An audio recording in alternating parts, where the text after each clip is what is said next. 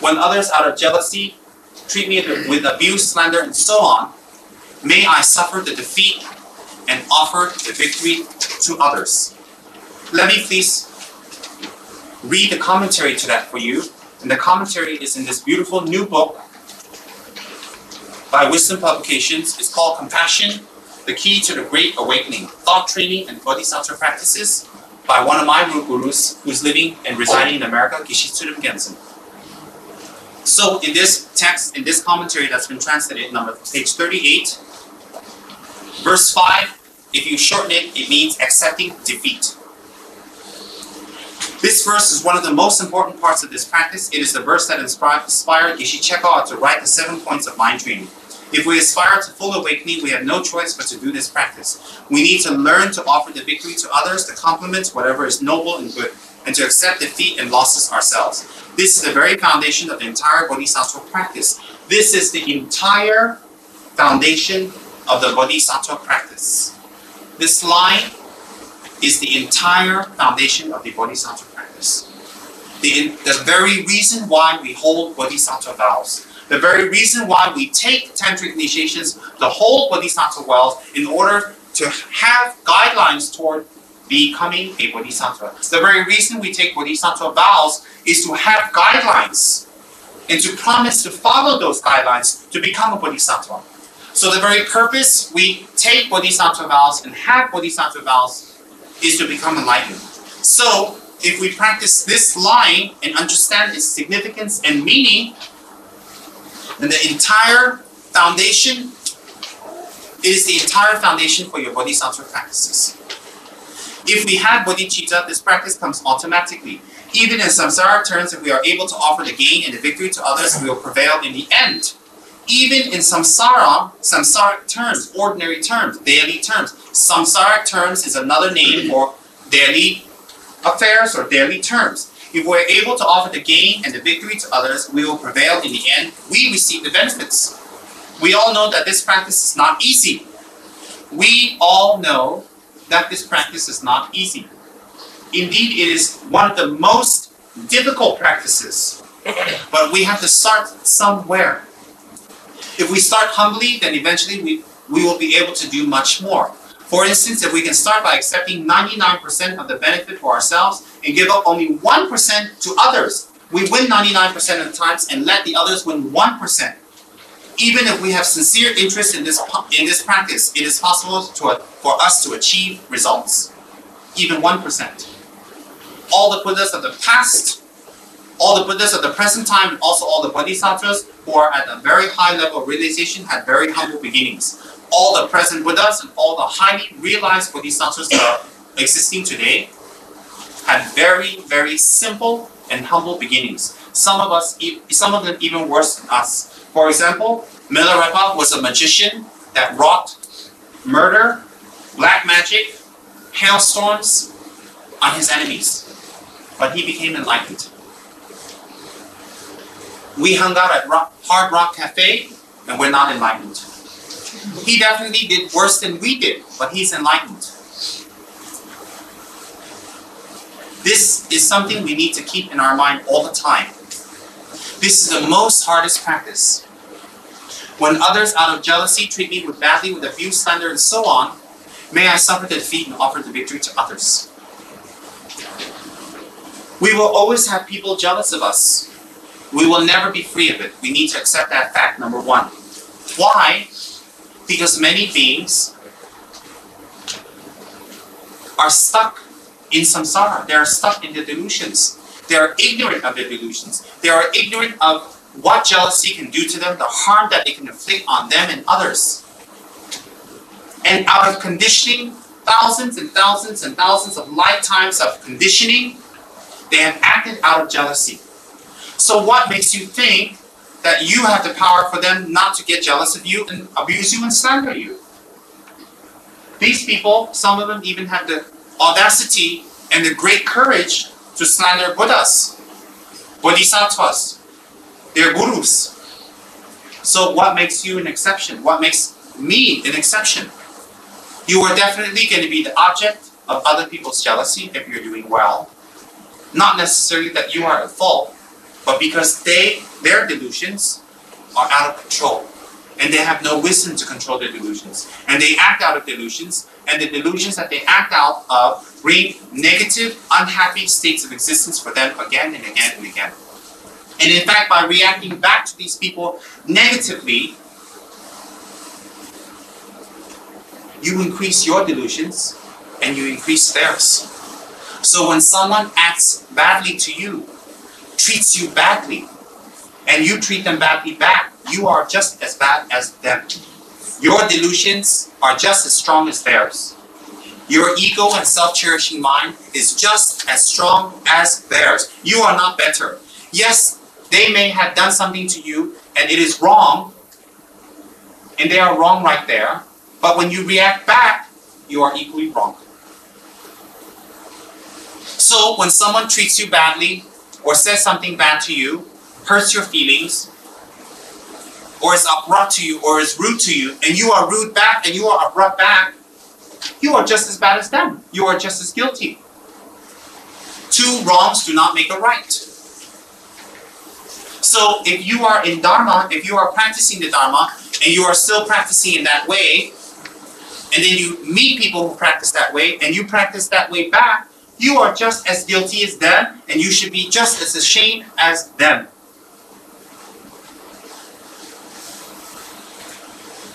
Just as ashamed. And you, in fact, collect the same amount of negative karma that they do. In fact, the same. If they treat you badly, you treat them back badly. What's the difference? Who cares about the cause anymore? The action creates negative results.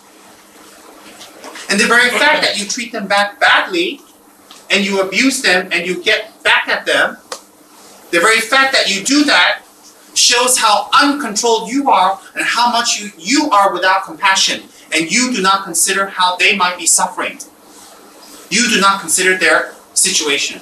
In fact, you are not sensitive to them and their sufferings. And you not being sensitive to them shows how strong your self-cherishing mind is, because you are more important to them, so you do not need to be sensitive to them. So in fact, when someone treats you badly, abuses you, or is rude to you, or is not nice to you, this is the moment for you to check if you are doing Dharma practice. And if you are not, that is the moment to start. If you complain, if you make noise, if you make a big issue of it, if you run around like a chicken with no head, screaming and shouting, you look just as bad. But if someone mistreats you and is rude to you, or does not talk nicely to you, or has not been kind to you, you in fact, as a person trying to practice the Dharma, have found a perfect opportunity to practice the Dharma. What do you think? When everything is good and everybody is polite and nice, that's when you recite mantras and you sit there with your eyes rolling and incense and going, Om. No. When do you practice Dharma? When you are not chanting, when you are not praying, when you are not in retreat, when you are not near your gurus. That is when you practice the Dharma. That is when you practice Dharma. When someone shouts at you, when someone scolds you, when someone is rude to you, when someone has abused you, is hurting you, when someone doesn't agree or oppose you, that's when you practice the Dharma. May I suffer the defeat and offer the victory to others. Why? In that accepting of defeat, you win. Because it shows that your negative mind is becoming less. So when someone reacts negatively to you, and you react negatively back, you are just as guilty. You look just as ridiculous, and you should be just as embarrassed. In fact, you should react back in a way that says, what's bothering you? What happened? Explore, check, have compassion, and see maybe they had a bad day. If they didn't have a bad day and they're oppressed by violent sins and sufferings, and they are overwhelmed with their suffering and delusions, isn't that an object for you to treasure, to check, and to practice with? Because without that, how do you practice patience? So if we do not offer the victory to people who treat me with abuse and slander and so on, we're going to be fighting one battle after another battle after another battle after another battle. And we will never ever win the battle, because there's going to be many, many, many people who will treat you in that way. They have treated you in that way. They are treating you in that way. And they will treat you in that way. And whether you practice the Dharma or not, they will still treat you in that way. So even if you're practicing the Dharma, they have, are, and will treat you in that way. So what's the best remedy? Fight back or practice the Dharma. So even if you don't practice the Dharma, they will still treat you in that way, the people that are coming. So what's the benefit here? What's the gain? If you practice the Dharma, you will be able to deal with these type of people. And as a result, you will start improving. You will start changing. You will start becoming a better person. And therefore, you win the ultimate the ultimate war, not the small little battles. And after a while, when you practice enough that even people who are rude and mean to you, and you can still treat them with compassion, you know that you are improving on your practice. You know you're going the right direction. And you should be proud without ego. You should be happy and you should rejoice and dedicate the merits that you can increase that emotion even more, that positive emotion. So, when others out of jealousy treat me with abuse, slander, and so on, may I suffer defeat and offer the victory to others. When we listen to it, it's beautiful. We praise it. We touch it to our head. We make offerings. We kowtow to it. We kowtow to the people who practice that. We respect the people who talk about that. We respect it. We kowtow to it. We make offerings to it. We make an effort to go listen and learn about it. Why? Because deep down inside, we are good human beings, and we would like to practice that, and we know it's the truth. Because deep down inside, we know that it is correct, it is the truth, and therefore, we admire it and praise it, and we would like to practice it. So the next step is to actually practice it. So the next time when you meet someone with delusions, angersome, hateful, who don't want to cooperate, who are difficult, think about the story I told you about Atisha and that monk that scolded him constantly. We should always think about Atisha and that mean old monk. Every time we want to react back, we should think of Atisha. If you can't remember, we should wear a pendant of Atisha, and when that emotion arises, flash it. We should get statues of Atisha, make pictures of Atisha, and put it in our cars, on our dresser tables, in the living room, in the family room, at work, especially in traffic. We should have pictures of that Atisha to remind us how Atisha treated that monk that abused him so much, and how much we should practice. And Atisha treating that monk so well, he became enlightened. Everybody makes offerings and kowtows and money to him, and we're still working to get that. In fact, we should think about that very carefully. So, and another thing is, any abuse, any unhappiness, and any suffering that you get from others, without a cause, there's no effect. So ultimately, you, yourselves, myself, ourselves, all of us, have created a cause to get that. To be in an environment that gets that. We have done things in our previous lives and in this life to get that, to receive that. So, it's better to receive it with patience and humility, offer the victory to others, suffer the defeat, purify that karma, train our mind, and advance. Wouldn't that be more beautiful? And are these beautiful words, aren't they music to the ears?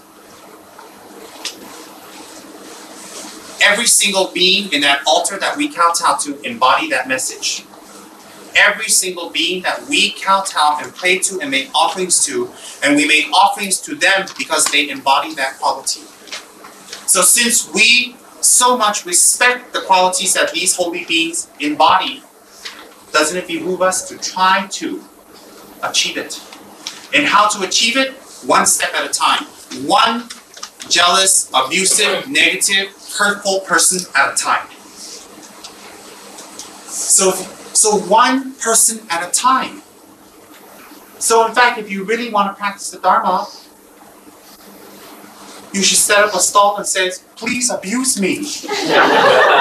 If you really want to be enlightened, please abuse me. Please someone say something ugly to me. And when someone does, sit there with a big smile, happy, excited. Can you come back tomorrow and do this?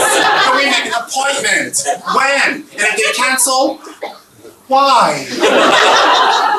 Don't get angry if they cancel. That's not the purpose here. But in fact, you should set up a little stall that just says, abuse me, slander me, show me disrespect, hurt me, do something to me, please. I want to become a Buddha. Please, I want to be a Bodhisattva. Please, please, please, please, please.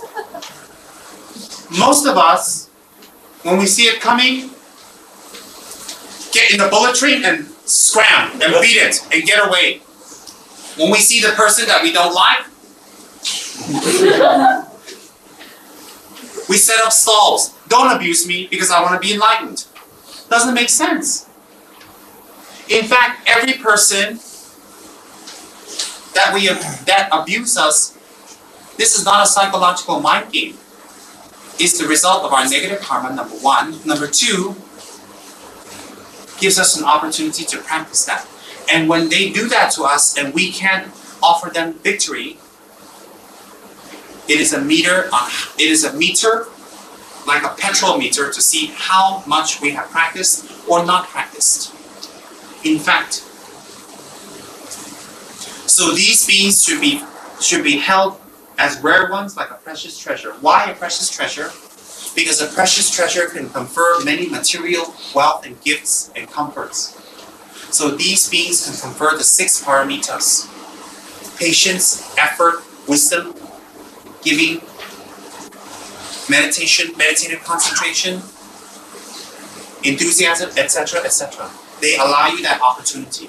They allow you the opportunity to practice. And in fact, without them, you cannot become enlightened. As I explained to you all my friends on the first day, it is in dependence on all sentient beings that you can gain attainments. It is dependent. So, as I told you, if there's 5 billion people on this planet and you love 999,999,999, and there's one being that really gets on your nerves and you hate them, guess what? You can't get enlightened. You can't become a Buddha. You can't even get the higher results. You can't get even an ounce of bodhicitta. Forget ultimate bodhicitta, not even relative bodhicitta. Because your enlightenment depends on them. You need an object to have compassion to.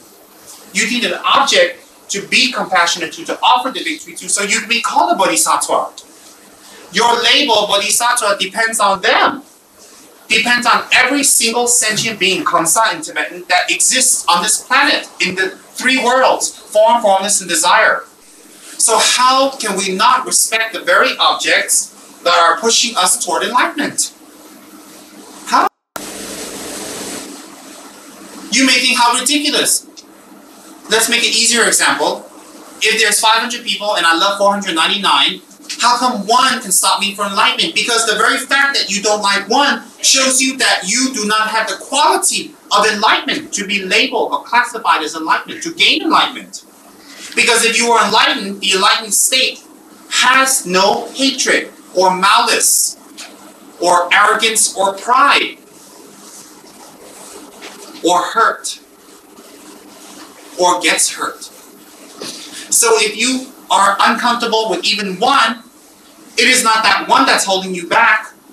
It is your emotions and the subtle defilements not purified yet. In fact, so they are a precious treasure because they offer you that great opportunity. When others treat me with abuse, slander, when others out of jealousy treat me with abuse, slander, and so on, and that can be applied to all negative emotions that you receive from others. All negative emotions that you receive from others. May I hold these rare ones dear, as if I found a precious treasure. Not run to Bomos to get them back.